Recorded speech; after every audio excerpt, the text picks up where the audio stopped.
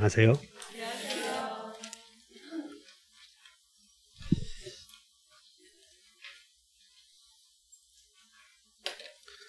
자, 우리 어디 가고 있냐면 민법 총칙편의 법률행위라고 가고 있어요. 법률행위는 처음 오신 분들 혼인이나 유언처럼 의사표시가 들어가는 행위를 법률행위다 이렇게 개념을 잡으시면 돼. 다 같이 의사표시가 들어가는 행위. 그 중에서 우리는 법률행위 중에서 부동산 거래와 관련된 매매를 주로 배운다고 그랬지. 그러니까 법률행위 그러면 매매 이렇게 생각하시면 돼. 매매를 배운다 이렇게. 그러면 자, 여러분들 교재는 몇 페이지 펴냐면 38쪽 펴시면 매매가 성립되려거든, 매매라는 계약이 체결되려거든 몇 가지 요소들이 있어야 한다고 배웠냐면 세 가지 요소들이 있어야지. 이것을 성립요건 또는 3요소다 이런 말을 써요. 그래서 거기에 38쪽 봤더니 2번에 법률행위의 성립요건이다 나오나요? 거기 양가로 1번에 다 같이 일반적 성립요건. 그걸 오른쪽에 써놓으면 돼. 3요소 이렇게 쓰면 돼. 3요소. 일반적 성립요건을 뭐라고 한다? 법률행위의 요소다 이거야. 구성요소, 세 가지 요소. 그러면 이 성립요건 세 요소가 각각의 고개를 넘어야 돼. 고개를. 그래야 유효가 된다고 그랬지. 그래서 여기 자 읽어본다. 3요소가 각각의 고개를 넘어야 확정유효이다. 세 가지 요소가 필요한데 그것이 각각의 고비 다 같이 권리능력. 그러니까 당사자에서 권리능력이 있어야 하고 의사능력이 있어야 하고 또 무슨 능력이 있어야 하고 행위능력이 있어야 되고 목적이 계약서에 쓴 내용, 즉 이제 뭔 얘기를 공부하냐면 요 갑이 이렇게 토지를, 갑이 소유하는 토지를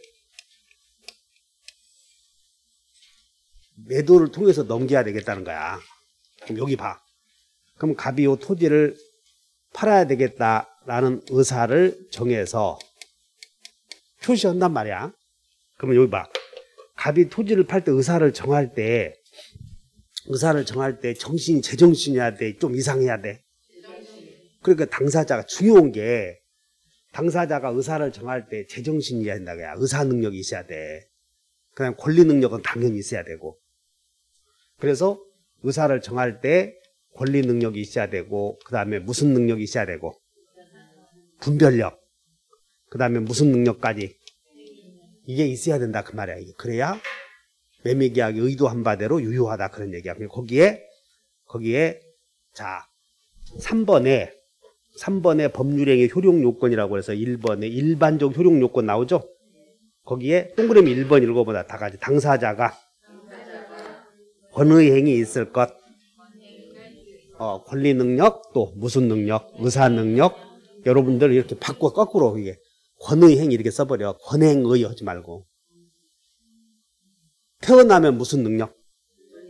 태어나면 여러분들 그 다음에 14살 먹으면 의사능력, 그 다음에 19살 먹으면 그러니까 나이 순서대로 이렇게 가면 되잖아. 권의행위 있어야 한다 이렇게.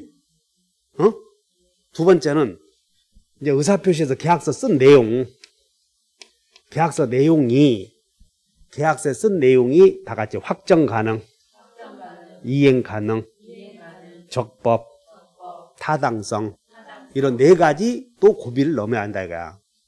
계약서에 쓴 내용이. 그래서 이게 내용이 돼. 내용이 어떤 요건을 갖춰야 한다고요? 확정 가능 또 이행 가능 그 다음에 적법 타당성이 있을 때 그게 의도한 바대로 효력이 생긴다 이렇게 간다는 거지. 동의해? 의사를 정할 때 제일 중요해. 의사를 정할 때 내용이 적법하냐 그러지 않느냐는 의사를 정할 때 미친놈들이 정하면 이상하잖아. 그거 판사도 미친 사람들이 한 걸 뭐하러 판결을 내리냔 말이야. 그래서 제일 중에 의사를 정할 때의 능력, 계약서 쓴 내용의 문제 따지자는 거지. 그 다음에 의사표시에서 의사와 표시가 일치하느냐 또는 하자가 있느냐 없느냐라는 가치 판단을 하자는 거지 이렇게. 그래서 의사표시라는 요소에서는 다 같이 일치, 무하자. 이렇게 되는 거지. 근데 민법은 여기를 고개를 넘어 잘못된 경우를 배워.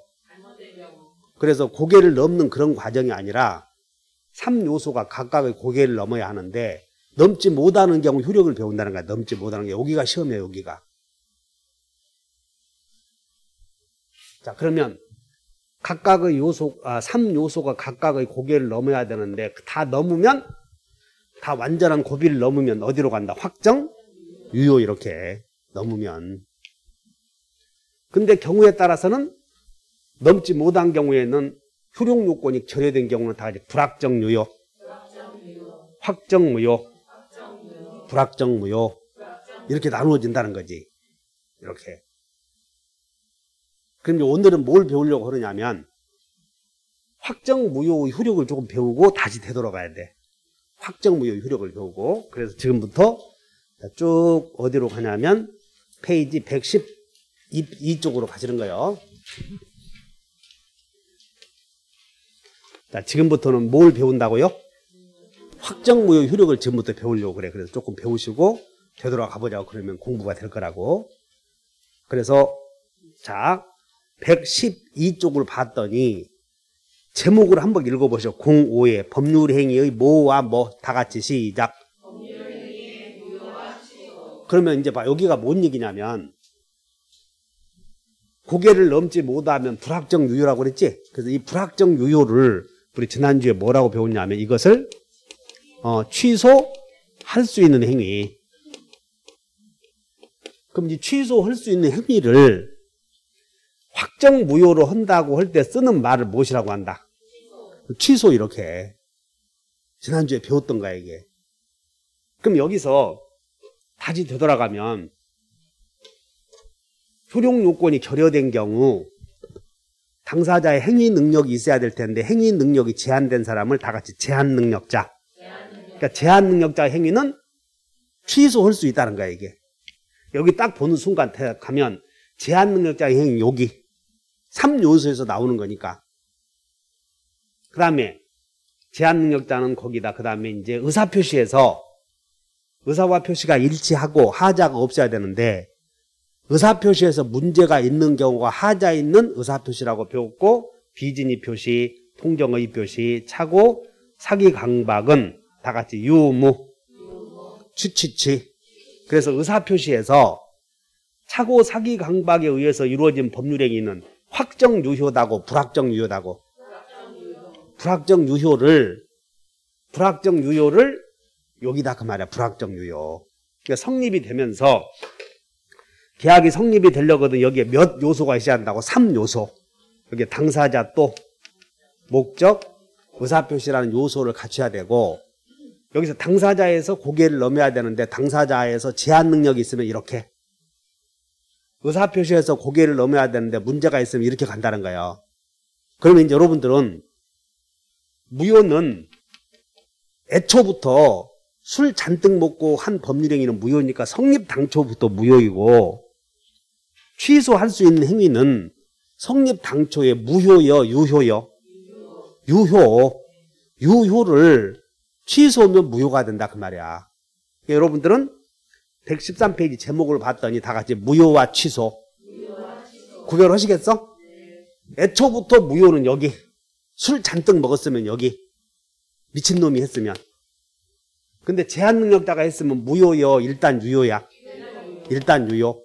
그러면 제한 능력자는 취소해야 돼, 안 해도 돼?